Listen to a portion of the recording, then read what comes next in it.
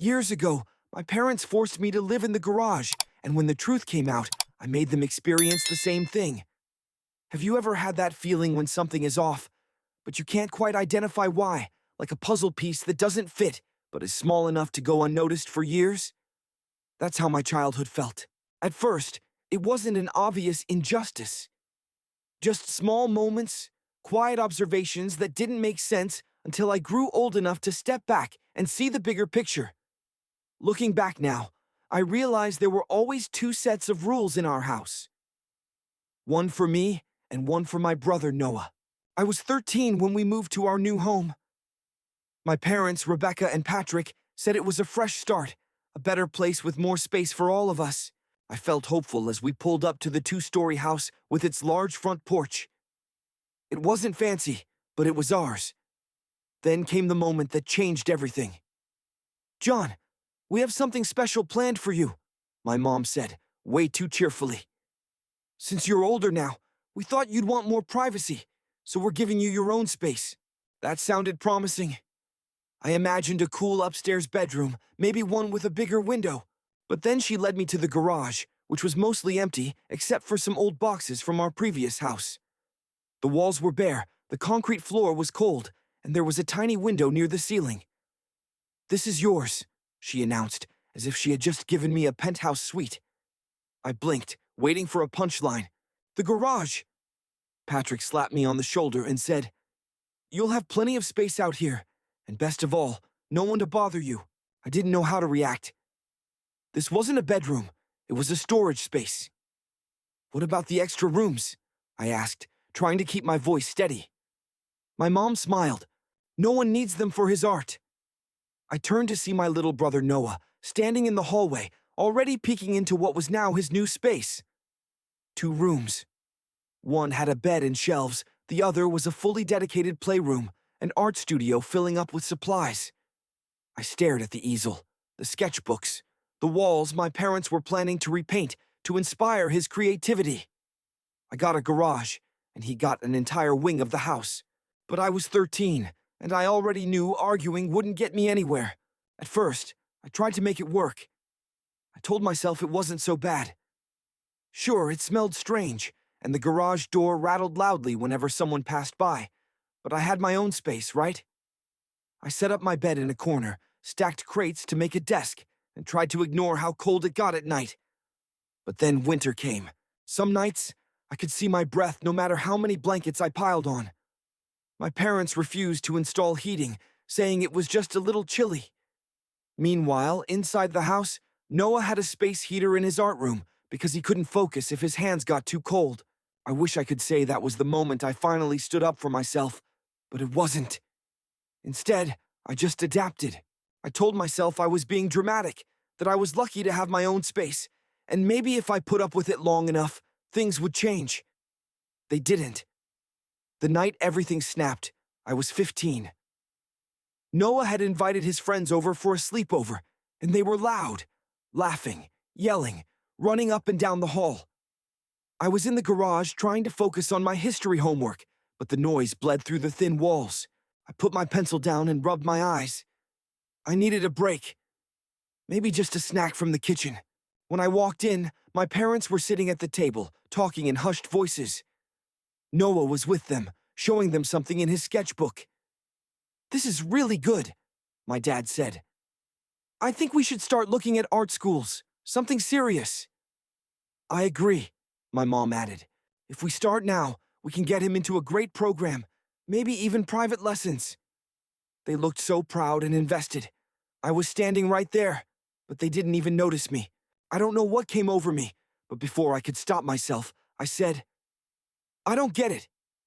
Why does he need 2 rooms for his art? I don't even have one." The room fell silent. My mom slowly turned to face me, her expression unreadable. "John," she sighed, "we've been over this. Noah's needs are different from yours. Different, not more important." I replied quietly. "Not more deserving, just different." I looked at Noah, waiting for him to react, but he just sat there, blinking at me like he didn't understand why I was upset. Because he didn't. He had never stopped to think about it. I turned and walked out before they could say anything else. I didn't go back to the garage right away. I walked down the street, hands stuffed in my jacket pockets, breathing in the cold night air. It hit me then. This wasn't just about a room. It never was. It was about the way I had been pushed aside, treated like an afterthought. It was about the fact that no matter what I did, I would always come second to Noah. For the first time, I wasn't just frustrated. I was furious. Something needed to change, and this time I wasn't going to let it slide. Something shifted in me that night. I used to think the way my parents treated me was normal, that it was just the way things were. But standing there, looking at Noah with his 2 rooms while I froze in the garage, I finally saw it for what it was. Unfair. And I wasn't going to accept it anymore. I didn't start with a big confrontation. I knew my parents wouldn't listen. They would just hit me with the same old lines. Noah has different needs. You're older. You can handle it. It's just a room. Why are you making such a big deal? Instead, I decided to push back in small ways. The next morning, at breakfast, I casually sat at Noah's art desk, flipping through one of his sketchbooks. He looked up from his cereal, frowning. "What are you doing?" "Checking out your drawings," I said, as if it were the most natural thing in the world. Noah glanced at Mom, waiting for her to step in. She did. "John, honey, you know Noah doesn't like people touching his things." I leaned back in the chair. "Oh, so we're allowed to have personal space now?" Mom's expression tightened. "Don't start." I shrugged and stood up, just making sure I understand the rules. It wasn't much, but it felt good to finally poke at the imbalance, even if it was just a little. By the time I turned 16, I knew I had to get out. I started working after school, stocking shelves at a grocery store, then later doing delivery runs for a local diner. Every paycheck went straight into a savings account my parents didn't know about. My plan was simple: graduate, get into a college far away, and never look back. I kept my head down, did what was expected of me, but inside, I was counting down the days until I could leave. Then, senior year came. I got my acceptance letter. It wasn't from an Ivy League school, but it was a good university in Dallas, 3 hours away. Far enough that I wouldn't have to come home every weekend. I should have been excited. I should have felt free, but when I told my parents, their reaction made my stomach sink. Dad barely looked up from his newspaper. "Dallas? Why so far?" Mom, on the other hand, was already spiraling. "John, we were really hoping you'd stay closer. There are great community colleges right here." Noah, sitting across the table, didn't even pretend to care. "I want some space," I said, choosing my words carefully. Mom frowned. "But we need you here, honey." "What about Noah?" I clenched my jaw. "What about him?" She sighed as if I was the one being unreasonable. "You know he needs you. You help keep him grounded." That was the moment I realized something sickening. It wasn't just that they favored Noah. It was that they expected me to build my life around him. I pushed my chair back. "I'm going." She stared at me for a long moment, then shook her head. "You'll regret this." But she was wrong. The second I left, I felt lighter than I had in years. College was a breath of fresh air. For the first time in my life, I had a real bed, a real room, and no one reminding me how much more important Noah was. I barely spoke to my parents that first semester. When I did, it was short, polite, and surface level. Then one weekend during my second year, I got a call from Mom. "John, honey, can you come home this weekend? Noah has his big art showcase, and we really want the whole family there." I looked around my apartment, the place I had built for myself, far from them, far from the garage. I thought about the years of cold nights, how Noah had never been expected to be at any of my milestones. For the first time, I didn't make an excuse. I just said no. Mom was silent for a second. "What?" "I'm busy," I said simply. Another pause, then in a lower voice. "John, you know how much this means to Noah." "I do," I said. But no one ever asked how much anything meant to me. I hung up before she could respond, and for the first time, I felt like I had won. I wish I could say that was the last time I had to deal with them, but life has a funny way of pulling you back in. I was in my last year of college when the hurricane hit. A Category 4 storm barreled through Houston, leaving devastation in its wake. I watched the news, heart pounding, knowing my parents were right in the middle of it. Then, sure enough, my phone buzzed. It was Mom. I let it ring for a moment before finally picking up. Her voice was shaking. "John, we lost the house." I sat up straighter. "The flooding? The roof caved in. We don't know what to do." I exhaled, rubbing my temples. I knew what she was about to ask before she even said it. "Can we stay with you?" For a long moment, I said nothing. Then finally, I took a slow breath. "You can't," I said. "But you and Noah are staying in the garage." Silence. Then finally, a small, stunned, "What?" I leaned back, letting the weight of my words settle. "You always told me the garage was fine. It's good for space, right? Well, now it's your space." She didn't argue. She didn't try to explain it away. For the first time in my life, she had nothing to say. And that felt better than any apology ever could.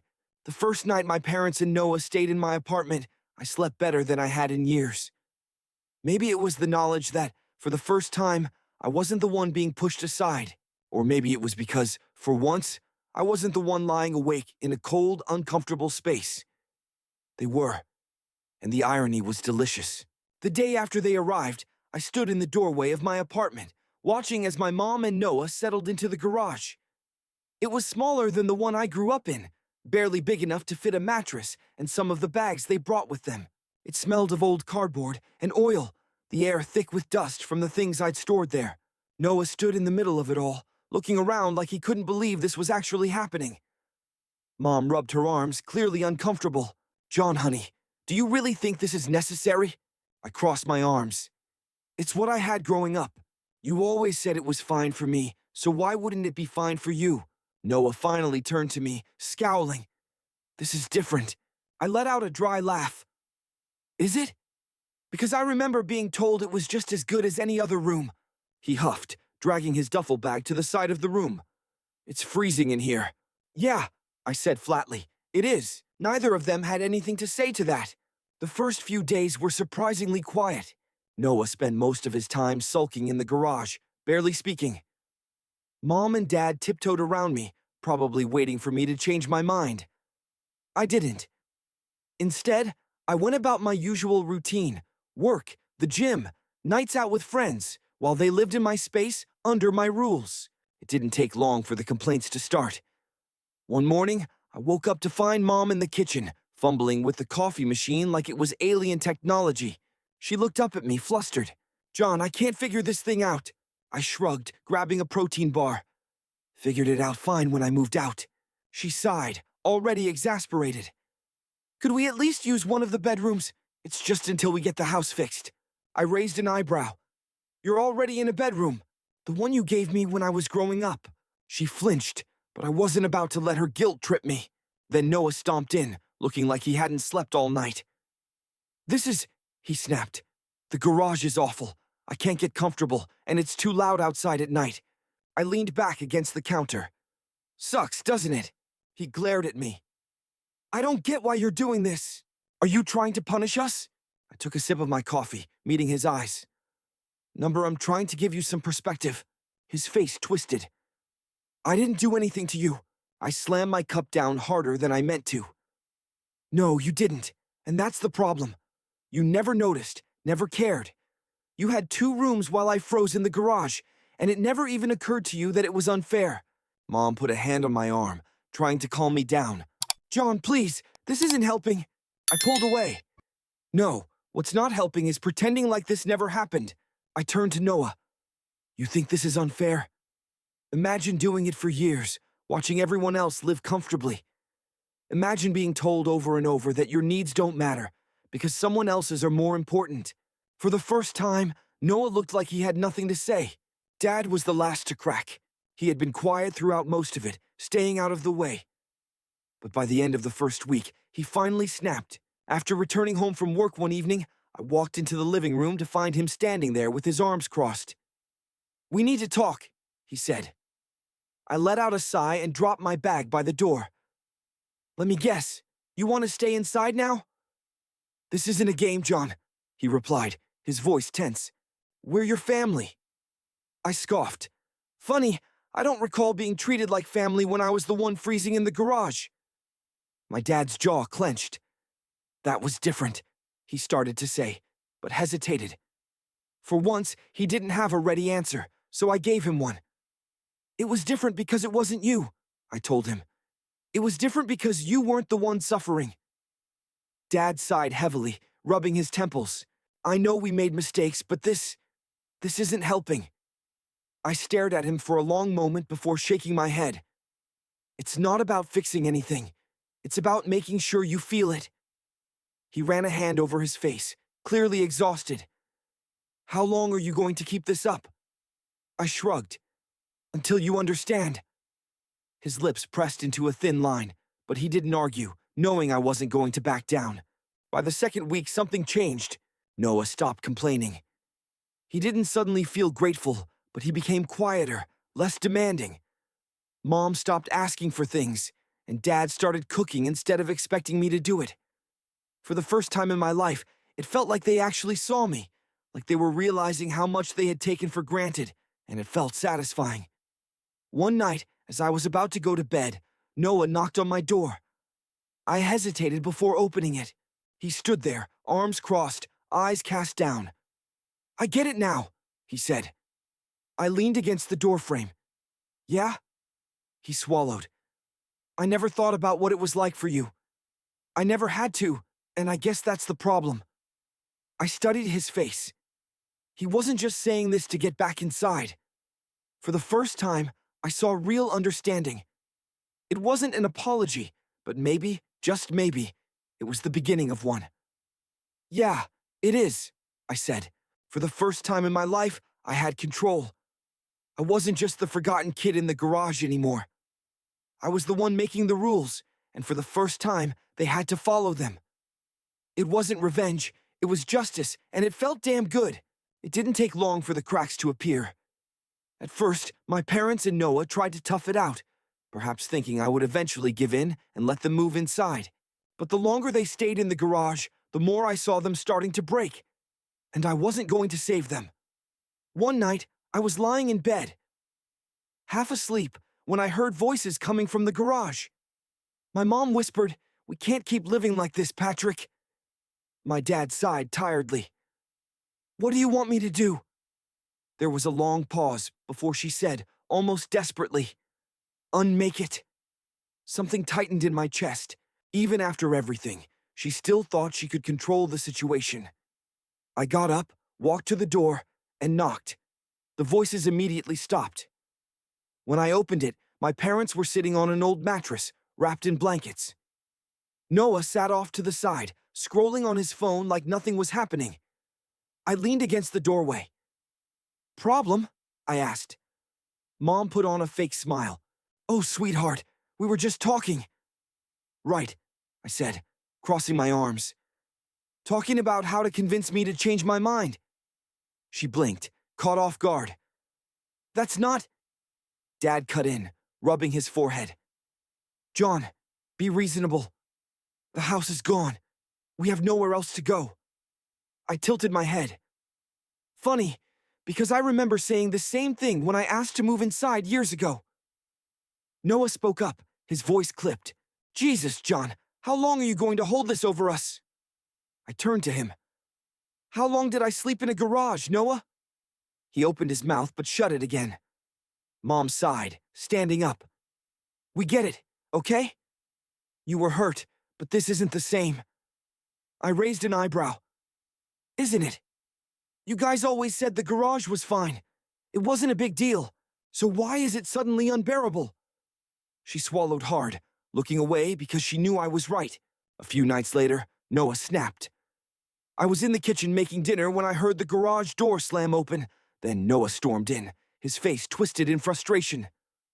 "This is insane," he said, pacing. "You're punishing us for something that happened years ago." I set my fork down. "No, I'm teaching you what it felt like." He scoffed. "I get it, okay? You had it rough, but this isn't helping anyone." I studied him for a moment before leaning back in my chair. "Tell me, Noah, do you even remember what my room looked like when we were kids? He blinked. What? My room, I repeated. The one you, Mom, and Dad stuck me in for years while you got to... Can you picture it? He hesitated, and in that hesitation I got my answer. He couldn't. He had never bothered to notice. I let out a humorless chuckle. Yeah, that's what I thought. His face darkened. You act like I did this on purpose, like I chose to be the favorite. You didn't, I admitted. But you never questioned it, either. Noah looked away, his jaw clenched. I was a kid. So was I said, but somehow I was expected to just deal with it. He exhaled sharply. So what? You just want me to suffer now? No, I said, standing up. I want you to understand, because for the first time in your life, you don't come first, and you can't stand it. I walked past him, leaving him standing there, and for the first time, I saw it. He understood. Maybe not fully, and maybe not in a way that would undo the years, but he felt it now, and that was enough. A few days later, Mom cornered me in the hallway. John, honey, she said softly, can we talk? I folded my arms. Depends. Are you going to try to guilt trip me again? She flinched but kept her composure. I wanted to say I'm sorry. I stared at her, waiting for the but. She sighed and shook her head. We didn't mean to make you feel unwanted. We thought we were doing what was best for both of you.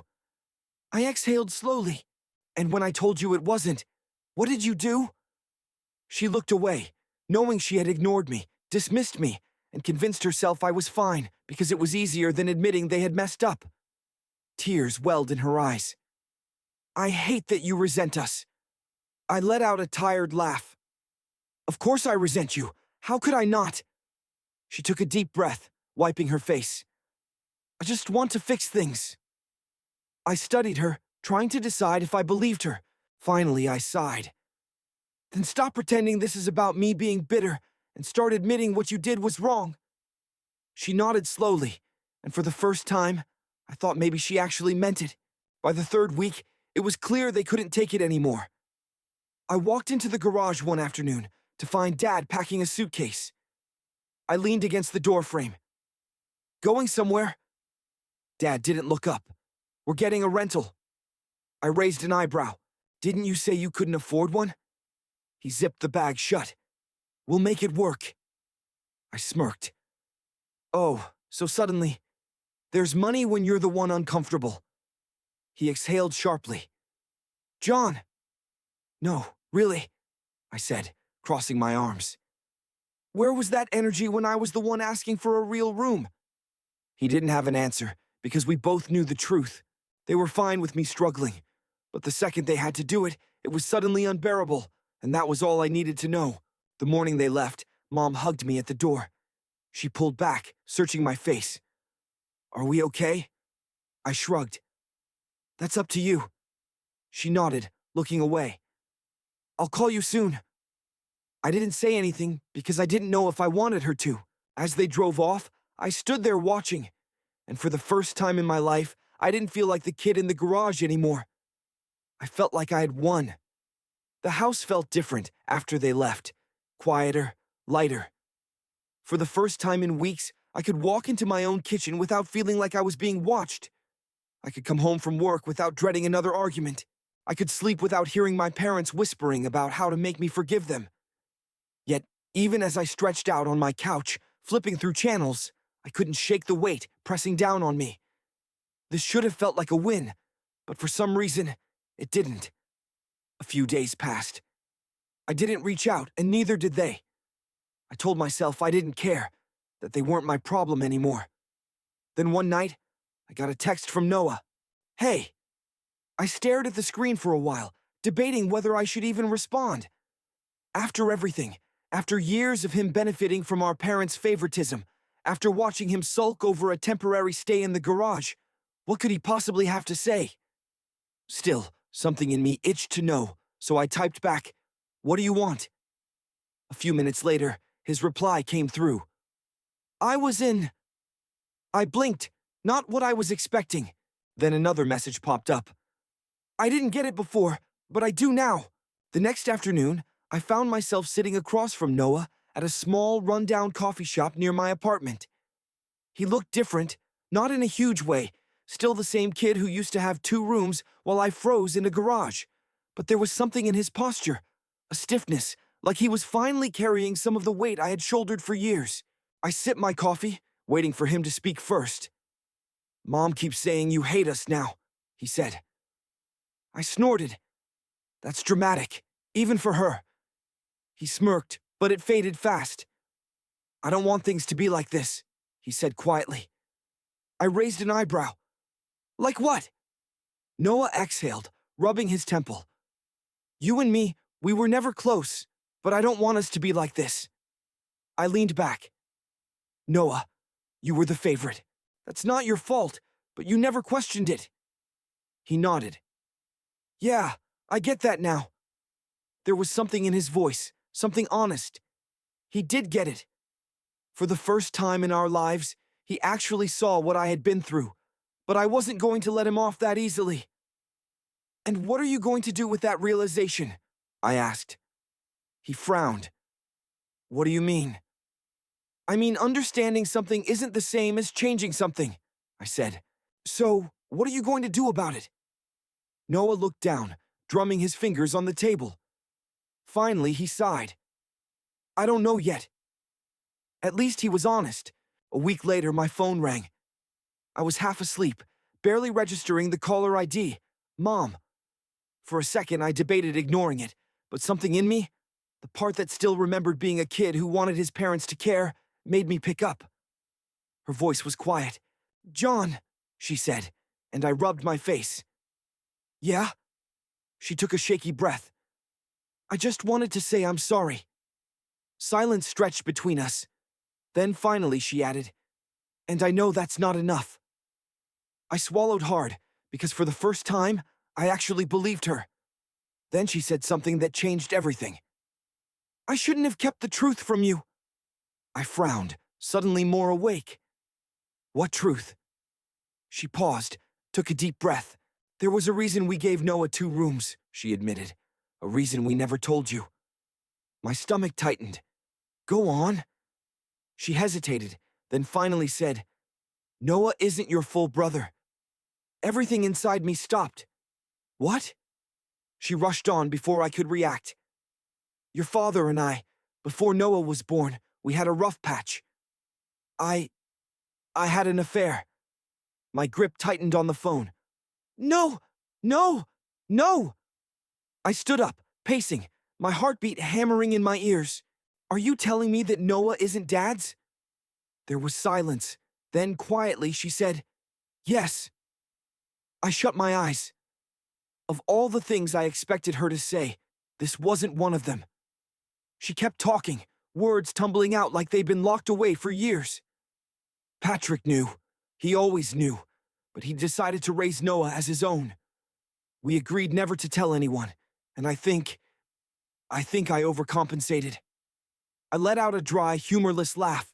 You think? She sighed. I gave Noah everything because I felt guilty, because I wanted to protect him. And in doing that, I hurt you. I couldn't speak. My whole childhood flashed before my eyes. Every moment I had felt unwanted, every time I was told to understand, every second when Noah was treated like something fragile and precious while I was just there. It wasn't just favoritism. It was guilt. Guilt that had nothing to do with me. I exhaled shakily. Does Noah know? No, she said quickly. And I don't want him to. I ran a hand through my hair. And you expect me to keep this secret? She hesitated. I don't expect anything, but I don't want him to feel like he doesn't belong. I let out a hollow laugh. Funny, that's exactly how I felt growing up. She sniffled, and I realized she was crying. I know. And I'm so sorry. I closed my eyes. This changed everything. And yet, it changed nothing. Because at the end of the day, my childhood still happened the way it did. No matter the reason, I was still the kid who had been sent to the garage while Noah got 2 rooms. But at least now I understood why. Days passed, and I thought about everything. About the years in the garage, the way I was treated, the way Noah had never noticed, the way my parents had brushed off my feelings until they had no choice but to face them. And I asked myself, what do I do with this information? Revenge. Number A, perfect happy family. Also number. That ship had sailed. But maybe I wanted something in between. Not forgiveness, not forgetting, just understanding. So I texted my mom back, dinner. My place. Saturday night. No guilt trips. Her reply came almost immediately. We'll be there. For the first time in a long time, I wasn't just reacting to them. I was making the choice myself. And that felt like a win.